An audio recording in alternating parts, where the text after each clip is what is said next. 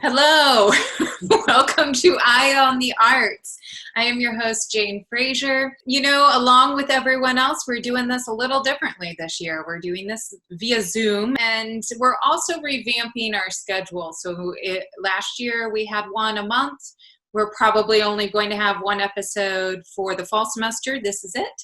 And another one for the spring semester. I want to introduce, who you can see right now, our fabulous guest for this episode, Zuzanna Szadkowski.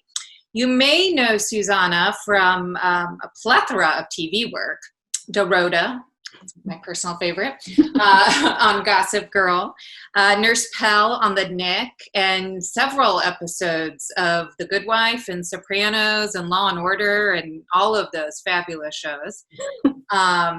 If you're lucky, you may have actually seen her on stage with Bedlam Theater Company or others in New York City, or even with Bedlam's they're doing everything via Zoom right now too. So Zuzanna is actually on our advisory board here at Carroll Community College for theater and for entertainment technology programs. And we are so thankful that she's with us. Thank you so much for being here. Thank you for having me. It's my pleasure. Yeah. And a little disclaimer here. I've known Zuzanna for quite some time. We'll see if we can find some pictures of the two of us acting together. Oh, I have a couple good ones. I have some good ones. I'll send them your way. Tell us a little bit about how you got into this whole acting thing and how you chose it as a profession. Way back in the day in Fort Wayne, Indiana, where we both grew up, I started doing theater. I think in middle school was my first exposure. And I feel like the very first minute I ever got on a stage or in a drama class, love at first sight. And then there was really no going back. In my growing up, we had a lot of opportunities for community theater and really great, actually, theater education. So I had a lot of experiences by the time I even went to college. And I went to Barnard College in New York City, and my undergrad was it was a BA, but I had a theater major, and so that was a lot of exposure to really interesting texts and really interesting directors and theories and ideas. And I was at that point I was just ready to jump into the profession. And then I left college and I tried to be an actor. And for 2 years, I was like, I don't know how to do it. The idea of being a professional actor, although it was this really specific goal for me, I really didn't know how to actualize it. So I ended up for a couple of years, pounding the pavement and doing what I could do. And then I eventually went to graduate school, which I found very helpful, especially in terms of sort of professional preparation and placement. So having the grad school experience helped me then to get an agent. And so when I left graduate school, I went to ART, which is at Harvard. I left that program and I graduated in 2005. And then I sort of started getting little TV gigs right away, which was a big shocker. So I guess my sort of childhood dreams started to come true in terms of professional reality about 15 years ago.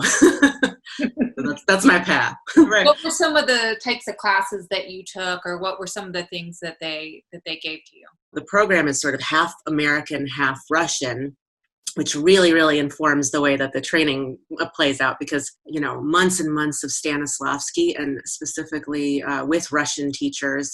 We had two great American acting teachers. One taught us practical aesthetics, which is David Mamet's technique, and then the other sort of had his own grab bag approach. Because I had those three very specific, very different approaches in one program, I was able to customize it for myself, and I came out of it, I think, a better actor and also definitely more inspired and more knowledgeable for sure. Well, as you know, our industry, it's all up in the air right now. What are you specifically seeing, or how is this affecting your work or how you work, your process? Do you see any different things coming kind of down the line?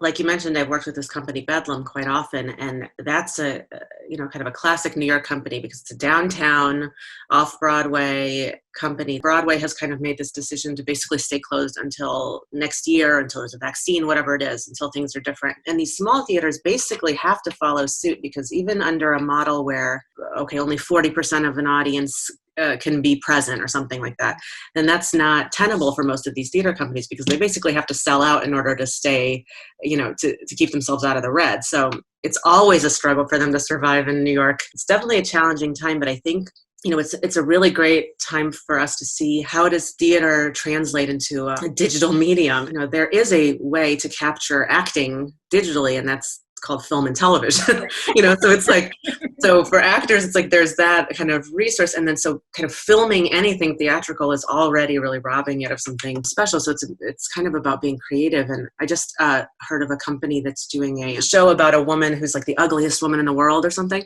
and the play was written, and the conceit was that the audience would be in total darkness. So they're able to actually dramatize that play on Zoom very easily. Yeah. So they're asking the audience to sit at home, turn on the thing, and then turn off their lights and just sit and listen. So I feel like there is some kind of room for creativity and pushing the boundaries during this time. We're able to, as artists, really get to see what it is that we do in a different way, because now that it's been kind of taken away, it starts to clarify itself, like what's so magical about theater. And it really is this shared space between humans, moving another person in the moment, in real time. Like that is something that's irreplaceable. And so I think the lack of that actually is maybe good for us a little bit for a minute, because then we can miss it. And when it comes back, maybe we have a new appreciation. And hopefully a lot of new stories are brewing in this time too, so that when we come back, there will be a lot of new writing and a lot of really hungry artists making really cool new things. So that's my hope. This fall, I mean, we were planning on doing our first from the spring, and there's just no way you can rehearse safely a farce. I mean, they're literally on top of each other. We're going to devise. I'm kind of excited about it. And then we're not having any kind of live performance in our space this semester, but we're also going to record it. So we're trying some new things with video and all of that. As you know, we have this amazing entertainment technology program. And so our students, take a video production course. They learn how to use all the cameras. We got some pretty new cameras in that are pretty spiffy. And, so they're going to record it on our stage. It's going to take place on our stage with a set that's more like live theater. And then we're recording that, and then we'll edit it together and present that virtually to people. Great opportunity for collaboration, which is huge. Yeah. Devising is so important because I feel like you spend your whole life as an actor, your whole career, finding a way to really find your sincere voice. At the beginning of your journey, if you can find a way to really connect with your own voice, what moves you, what's your story, and actually making that the subject of your work, as you're training and you're finding what it is that you like, that's a really exciting part of your life. And, to embrace that and not to try to hurry past it. As artists, we always imagine this fantasy career, and then that will be my career. So when I get that, then I'll be an artist, then I'll have my career. But really your entire life is your career, and it lives in the moments. So right now it's like, your career is being a student of the arts. And then, the more that you focus on the work that you're making and that you put everything into it, you'll start to learn things about yourself and change and grow. And I think always in the arts, it's like throwing yourself in 100% to what's right in front of you. Absolutely. Absolutely. Well, thank you so much for joining us today. I really appreciate it. It's so great to see you. I'm going to give my little blurb about our music and art and theater events real quick. With everything going on with COVID, we aren't really having performances or any live performances happening on our campus in the fall. But the music program is still going to have some music events, a few student ensembles and some of their professional musicians that will come in. And they're either going to live stream those or show virtually in some way, shape, or form. They said you can check their Instagram if you want to get some more information or updates on that. So that's just at carrollccmusic, where you can find them. With the art world, visual arts, there will still be art up in our hallways. Lucky for us. In the Great Hall and in the Langdon and in the Scott Center galleries. I think they will have maybe one opening this whole semester. So to check in, you can check in with Jessie Hardesty. And her email is jhardesty@carrollcc.edu. And you can get some more details from her on that. And then with theater, it's our devised theater. You can find us on our Facebook page, Carroll Community College Theater. We will have updates, announcements. We're actually going to maybe show some footage or some pictures or whatever of our process too. Some people have already asked me, oh, what's the rating on your show? Is it, G or R or triple X or whatever? And I was like, well, probably not that extreme, but, we haven't created it yet. So I don't know. So I want people to be able to check back in through Facebook so they can kind of see, is this something for them or not to see, and then we will offer that virtually. So to our audience, I just want to thank you so much for watching today's episode and for continuing to support the arts. Now more than ever, it's really important and vital, and we appreciate all of your support, definitely. Thank you so much.